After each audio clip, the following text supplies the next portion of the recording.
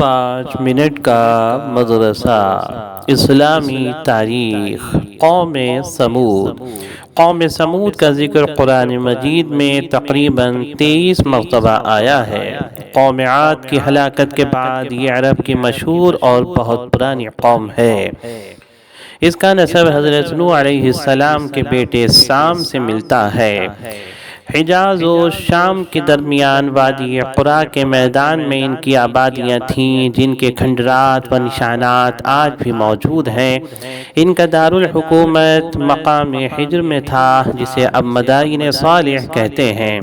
اس قوم کا زمانہ حضرت ابراہیم علیہ السلام سے پہلے کا ہے۔ یہ اپنے وقت کی مہذب، ترقی یافتہ اور طاقتور اور بڑی مالدار قوم تھی۔ پہاڑوں کو تراش کر بڑی بڑی عمارتیں بنانا اور سنگ تراشوں کو بھاری مزدوری دے کر بڑے بڑے بت بنوانا ان کی زندگی کا پسندیدہ کام تھا۔ ان کے دلوں میں بتوں کی اتنی عقیدت و محبت پیدا ہو گئی تھی کہ اللہ تعالیٰ کو چھوڑ کر انہی کی پوجا کو اپنی نجات کا ذریعہ سمجھنے لگے تھے۔ جب اس قوم کی شرک و بت پرستی حد سے بڑھ گئی تو اللہ تعالیٰ نے ان کی ہدایت و اصلاح کے لیے حضرت صالح علیہ السلام کو رسول بنا کر بھیجا۔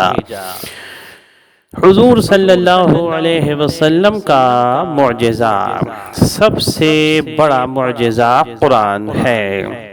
حضرت ابو ہریرہ رضی اللہ عنہ سے روایت ہے کہ قرآن مجید سب سے بڑا معجزہ ہے جو آپ صلی اللہ علیہ وسلم کو دیا گیا۔ خود رسول اللہ صلی اللہ علیہ وسلم فرماتے ہیں، جتنے پیغمبر گزرے ہیں ان میں سے ہر ایک کو ایسے معجزے دیے گئے جن کو دیکھ کر لوگ ایمان لائے، بعد کے زمانے میں ان کا کوئی اثر نہ رہا۔ اور مجھ کو جو معجزہ اللہ تعالیٰ نے دیا ہے وہ قرآن ہے، جس کو وحی کے ذریعے مجھ پر اتارا ہے، اس کا اثر قیامت تک باقی رہے گا۔ تو مجھے امید ہے کہ قیامت کے دن میرے ماننے والوں کی تعداد دوسرے پیغمبروں کے ماننے والوں سے زیادہ ہوگی۔ بخاری۔ ایک فرض کے بارے میں، نماز میں قبلے کی طرف رخ کرنا۔ قرآن میں اللہ تعالیٰ فرماتا ہے، تم جہاں کہیں بھی رہو نماز میں اپنے چہروں کو اسی بیت اللہ شریف کی طرف کیا کرو۔ سورہ بقرہ آیت نمبر 144۔ یعنی قبلے کی طرف رخ کر کے نماز ادا کرنا فرض ہے۔ ایک سنت کے بارے میں، آگ بجھانے کی دعا۔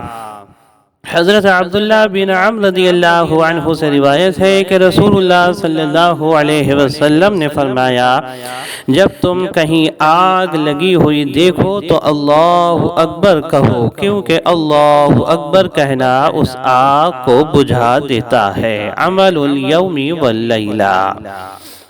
ایک اہم عمل کی فضیلت، پڑوسی کے ساتھ اچھا سلوک کرنا۔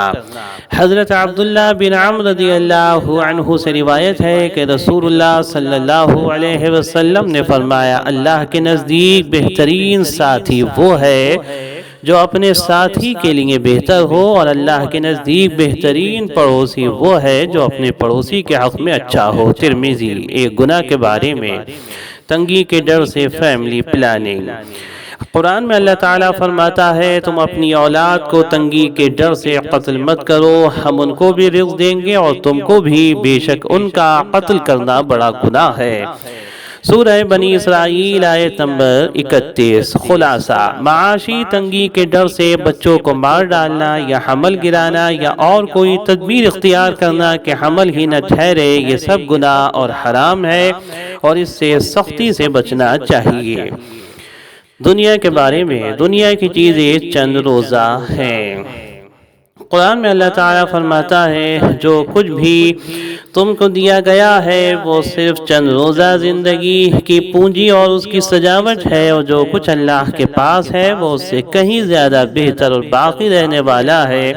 کیا تم لوگ اتنی بات بھی نہیں سمجھتے؟ سورہ قصص آیت نمبر 60۔ آخرت کے بارے میں، اہل جنت کو خوشخبری۔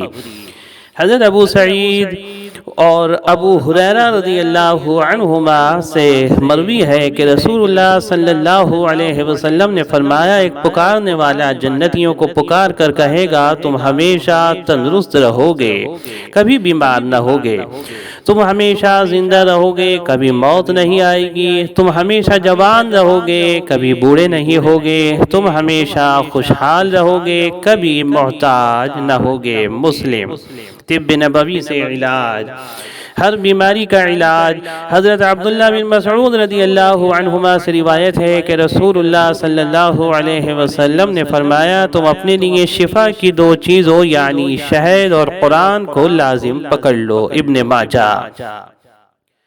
نبی کریم صلی اللہ علیہ وسلم کی نصیحت۔ حضرت عمرو بن عبسہ رضی اللہ عنہ سے روایت ہے کہ رسول اللہ صلی اللہ علیہ وسلم نے فرمایا، اللہ تعالی رات کے آخری حصے میں بندے سے بہت زیادہ قریب ہوتا ہے، اگر تم سے ہو سکے تو اس وقت اللہ کا ذکر کیا کرو۔ ترمذی۔